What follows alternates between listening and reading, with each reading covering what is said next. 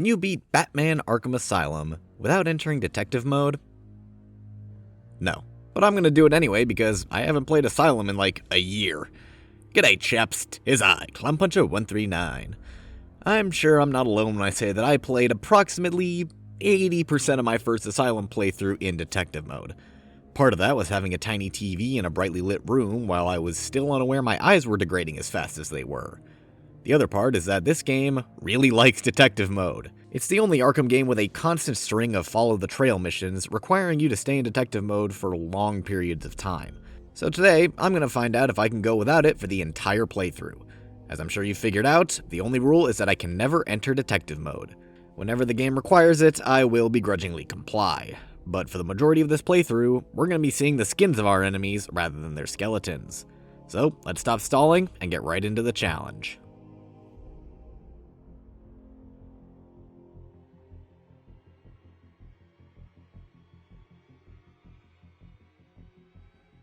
Our journey begins with 10 minutes of walking and cutscenes. When we can finally play a real game, we fight a couple of thugs and let Joker escape into the asylum. With Arkham in chaos, Batman heads through the decrepit hallways until he comes across the first member of his rogues gallery we can fight, Victor Zsasz. We all know how this goes, we just need to grapple behind him and take him out without being seen. You all played the Asylum demo. Except the game decides otherwise because it hates me. A mere 15 minutes into the run, we have to use detective mode to see these gargoyles. Batman simply will not acknowledge their existence until you flash on detective mode, at which point you can immediately grapple up to them. You don't even need to keep it on, literally just flash it on and off and you can grapple up and take Zsasz down. A very stupid way to kill our run and probably the fastest failed mission I've had on this channel. But let's be honest, it doesn't matter. Obviously, you can't beat the game without detective mode. I knew it going in, and so did all of you. But that's not the point. You know the reason for this challenge was something later down the line, so let's hurry up and get there already. Well, on my way there, I found another way to beat the gas room without gliding, so that was fun. Then we beat up a druggie until he has a heart attack, head back to the holding cells, and have our first crime scene. Obviously, these things are using detective mode, so we forfeit the challenge yet again. And yes, I did try running to the elevator without scanning the flask, but it's locked up tight. So we have to scan it to continue. But in doing so, we can head up the elevator, the old-fashioned way, beat up some more thugs, and be greeted with armed henchmen. Or at least we would, but Batman insists on getting a look at these guys' skeletons. Even glancing at them around the corner isn't good enough, and the gargoyles are locked until you view them as red. So any of you keeping a running tally can add one more use of X-ray to your count. I don't really care, so I'm not gonna do it. Anyway, we now get to the main draw of this challenge, our first Predator section. It's no secret that unless you're Batman Arkham videos, you play with detective mode on 100% of the time in a Predator encounter.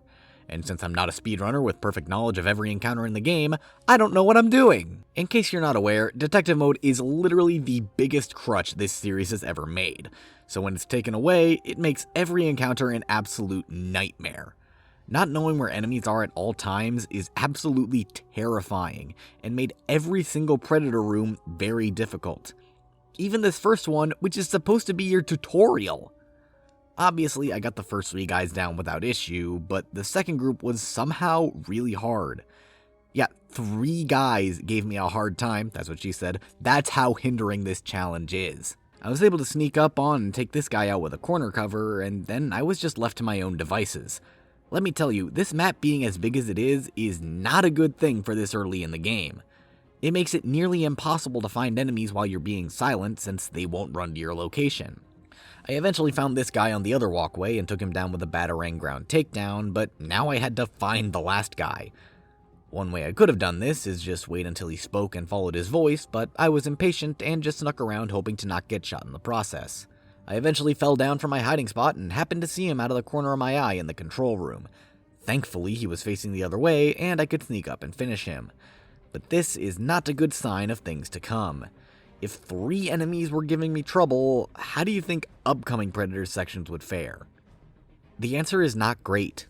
Anyway, I found the remains of Bowles, got a tutorial from Riddler, left intensive treatment, and headed to the Batmobile to find a trail to Gordon. And as it would happen, this is the only trail in the game you don't have to follow. You don't even have to scan Gordon's pipe, you can just head for the medical building after you get the explosive gel. I only knew this because speedrunners do it, and why wouldn't they if it saves time? Anyway, we head to said medical building without anything of note until we enter the next Predator section. Who would have thunk it? Again, we have a large area with a lot of places enemies could hide. And thankfully, we start in an area where we can get an easy instant takedown against this enemy by exploding a wall. Then I grapple up, see this guy on the walkway, and take him out with a battering ground takedown. One good thing about this game specifically is that ground takedowns are actually silent, unlike all the later entries. This makes it a pretty good tool for isolated enemies you don't have a good angle to get a silent takedown on, but I didn't use it myself much during the playthrough, as I guess that fact didn't really click with me. Anyway, I did it on this guy, then grappled around for a bit while I waited for this party to dissipate. When they finally did, I tried taking this lone guy out with a silent takedown, but the game decided otherwise. I guess one of the other guys saw me gliding down, so he alerted everyone and I missed the takedown. So I just beat him up, took him down on the ground, and grappled up again. Thankfully, the other two guys were too slow, so I was able to get away before I got shot anymore. Then they did me a solid and headed into this room with a weak ceiling, allowing me to glide on top, lay some gel, and take one of them out. That left just the one, but I was really concerned about my health, so I played it safe and just waited for him to come to me. Took him down, and beat the room. Not too bad for the first real Predator encounter of the run, but certainly not good either. Now we go save some doctors, nothing to add there, and we come back for yet another Predator section. What a twist! These guys were a little scary because they flood out of the elevator and spread themselves out rather quickly. I was able to get one guy on this walkway without being seen, then was just scared as to where the others were. I guess for some reason my mind was still in that no grapple phase because I didn't just go up to the gargoyles, even though that would have been the objectively smartest plan. Instead I do the less smart thing and go onto this walkway as another guy makes his way up. Instead of facing him with a batarang or something, I again fall down like an idiot, right into the sight lines of the other enemy. But I'm able to hide and take him down silently. This just leaves that one guy up top, whom I sneak up on and take down without taking any damage. Time to get scared by a crow doctor, and would you believe that we have something even scarier than our dead parents ahead of us? That's right, another difficult Predator section. This time we have the added bonus of never being allowed to be seen. I mean, we'd probably die anyway, what with the lack of hiding places and vantage points, but it's still an instant fail because it means Harley kills Gordon. So it was more nerves getting the better of me than anything else. It was pretty easy, but I was really tense the whole time.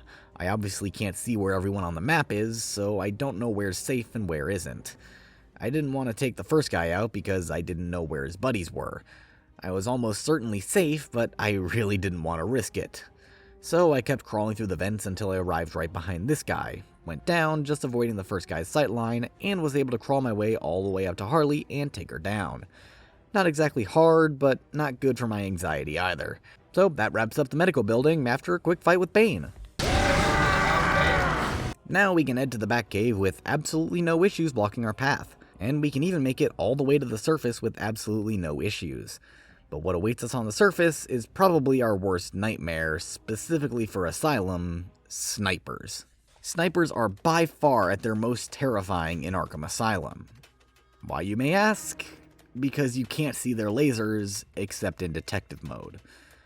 For some reason, this was changed in every subsequent game where you could only see them out of detective mode, and I'm not really sure why they changed it. Wouldn't it make more sense for the laser to only be visible in detective mode, since it's likely an infrared beam? I don't think you can see sniper sights with the naked eye IRL is what I'm saying. Regardless of the reality of the situation, this detail exclusive to Asylum is terrifying, because it means we can't see where the snipers are aiming until they've already shot us. Or unless you can see them without the other way around being true and get a rough idea of their sightline, which is pretty rare. Either way, they're incredibly scary and I don't like them. And our first instance, as said, is immediately upon leaving the catacombs. Thankfully, these first two aren't too keen on backing up their bro, breaking the first rule of both combat and scuba diving. Always keep an eye on your buddy. So I can take one down silently, then glide over to the other and do the same to him. But then we have 4 more outside the mansion that almost killed me. I'll be honest, I still have no idea how you're supposed to do this section without getting shot. You can't pull or hit them down, and this needs to be possible without upgrades, so I've really got no idea how this got past testing. Anyway, I was able to get them down without dying, thankfully, and could move inside the mansion, where we don't have any issues for a decent bit. We can get all the way to the records room for, you guessed it, another Predator encounter. This one was pretty easy despite the introduction of collars. Start by taking this guy out and heading up to the gargoyles. Then, as the other guys were alerted and ran to his body, I patiently waited for this guy to walk under me for an inverted takedown. Now, since I've sent them running back and forth, I can take this guy out going towards the first guy while the rest go for the strung up guy. Got all the guys sorted? Great. Then I was a bit too slow to get this inverted takedown, but all three of these guys ended up going to the ground, so I could get the last guy with the back claw before he actually made it. Then just had to wait for a bit for them to examine his corpse, and they both walked in the same direction, so I could get one silently while the other was distracted by Joker's announcement.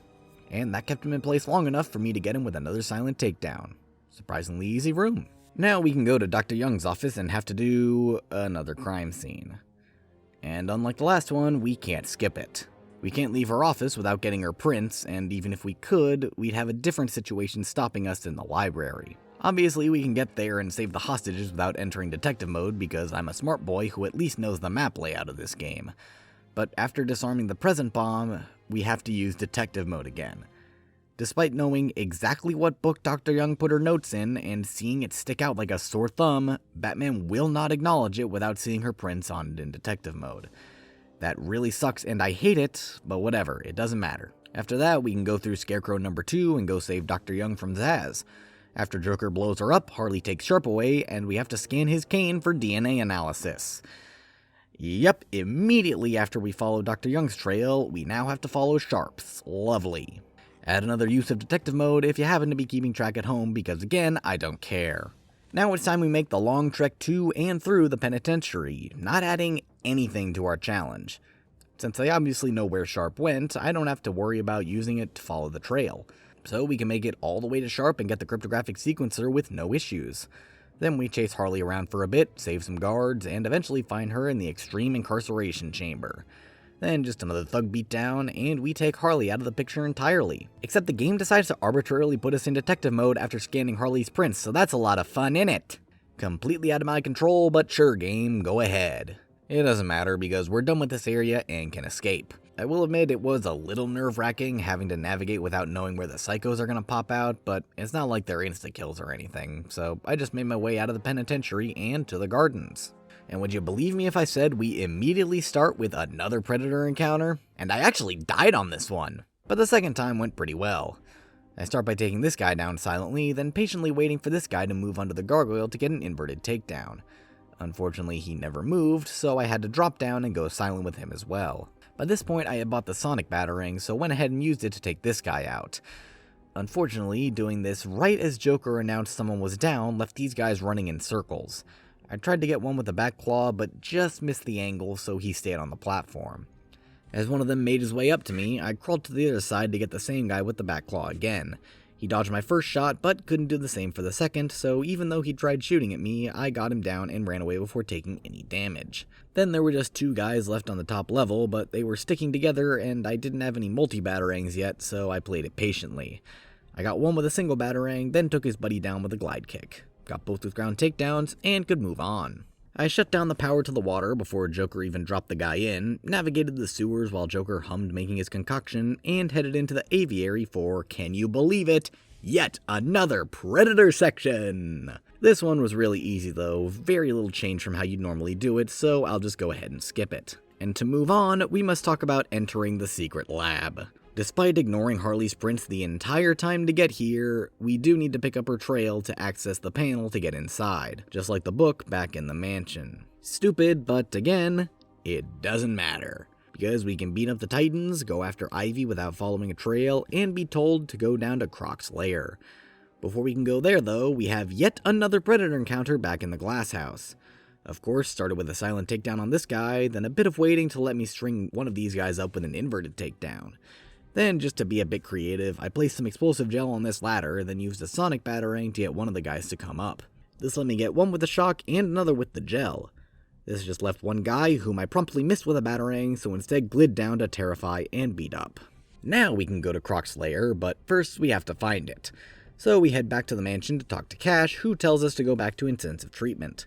Obviously, in doing so, we must avoid another sniper, which is just as scary as ever since I don't know the sightline. But I was able to get up and take him down, thus getting back into intensive treatment. And now we come to the second hardest predator section in this game. Not only is this arena massive, but it's filled with enemies, and the gargoyles are rigged to blow. I died my first time, and was only a sliver of health away from dying the second time, and was barely able to scrape through. I took this first guy down by gliding over him from the vent, but was apparently seen by one of his buddies as I set his body down, so he came running right for me before I could line launch away. So I quickly dropped down, but I guess he still saw me as he shot me as I launched away. I guess this also told everyone where I was, as another guy came running right to me, so I dropped down to ground level, hoping nobody was there. Thankfully nobody was, so I escaped for now. I was able to get one guy running across this platform with a bat claw, so that was nice, and took some attention away from me. I was even able to get a second, which was very nice. Then I headed to the control room to take this guy down, but realized that he wasn't going to move. So I threw a sonic batarang into the room to distract him, then used the glass ceiling to not waste the shock, while also attracting everyone to the position.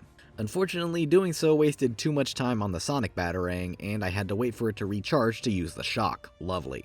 I was also very stupid and went next to the corpse right as his buddies entered the room, so they shot me down to a sliver of health.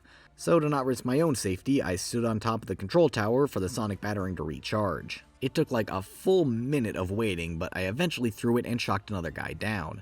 This eventually attracted his buddy, who I got with the bat claw. And this just left one guy who I could not find anywhere. He was making no noise, so I just waited on top of the tower. Eventually I found him exiting said tower, and he gave me a heart attack because he shot around the corner and I thought he was shooting me. Thankfully he wasn't, so I was able to drop on his head and take him down after Joken confirmed to me that he was the last one. That was way harder and more nerve-wracking than it should have been, but I got through it, so whatever. Next we can crash the game, go through Scarecrow's third and final nightmare, and it's finally time to head into Croc's lair. It really wasn't too bad. There were a few times that Croc surprised me from behind and around corners, but I didn't end up dying at all, so it went off without a hitch. And I mean, it's not like detective mode would have been all that useful since you can't see Croc if he's behind corners anyway. Overall, pretty easy. Although I did come across this little fun fact, and that's if you're fast and precise enough with your aim, you can actually hit his collar with the bat claw. Never knew that. Anyway, after that, we can head back to the Batcave to synthesize the antidote, get nearly killed by Ivy's plants, and head to the pump room arc. And with this arc, we are presented with by far the hardest predator section in the game. And thankfully for me, it just so happens to be the last one. I start by taking this guy down silently and just barely escaping before some of his friends can see me. I'm literally surrounded, so thank God I'm not doing no grapple. I threw a sonic batarang over here and got a guy with the shock, which I thought would attract more guys to the ledge, but it just didn't for some reason. I wanted to pull them down with the bat claw, but none of them showed up, which kinda sucked. So I headed into the vents and primed this wall to blow to maybe use later. Then, just to give myself some escape options, I opened up all the vents. Now obviously I've run into a problem here. I have no way of knowing where anyone is without detective mode, so I have no idea if I'll be safe when I try to exit. I tried slowly sneaking my way out, looking up the stairs to the control room and to the sides for anyone coming to shoot me. It was clear, so I tried going out to take the floor out from the control room, but another guy was headed up towards me, so I had to retreat. I was able to make it out of the vents, and I saw this guy kinda near the edge, so I pulled him off with the bat claw. I got one of his buddies running over, then just got impatient, so I blew up the wall.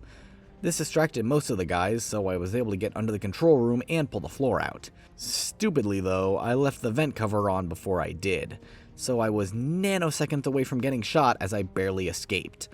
In hindsight, I could have just used the Ultra Bat Claw to open it instantly, but I'm an idiot, so whatever. I made it all the way back to the gargoyles without being seen, then decided to glide over them and get in the vents again, instead of the much more logical step of going through the farthest vent again. Yes, I'm an idiot, keep telling me. This got me shot, and of course drew their attention to the vents, so I was trapped. I tried going out the close exit and pulling them over the ledge with the bat claw, but they decided to matrix me and shoot me to super low health.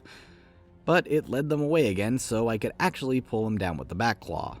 This left just one, whom I bataranged down and knocked out, barely winning me the room.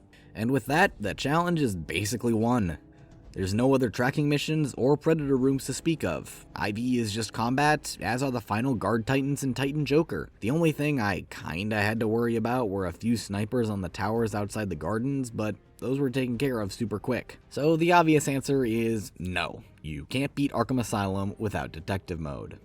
Not officially, at least, but I guess we technically won it since I didn't use it for any puzzles or predator sections, and as I'm sure everyone will agree, technically winning is the best kind of winning.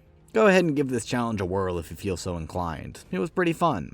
I'll either do Arkham City or this game's challenge maps next, but I'll probably let you decide on that. All that said, do all the YouTube stuff because it gives my life purpose. Thanks for watching, and I'll see you later, chaps.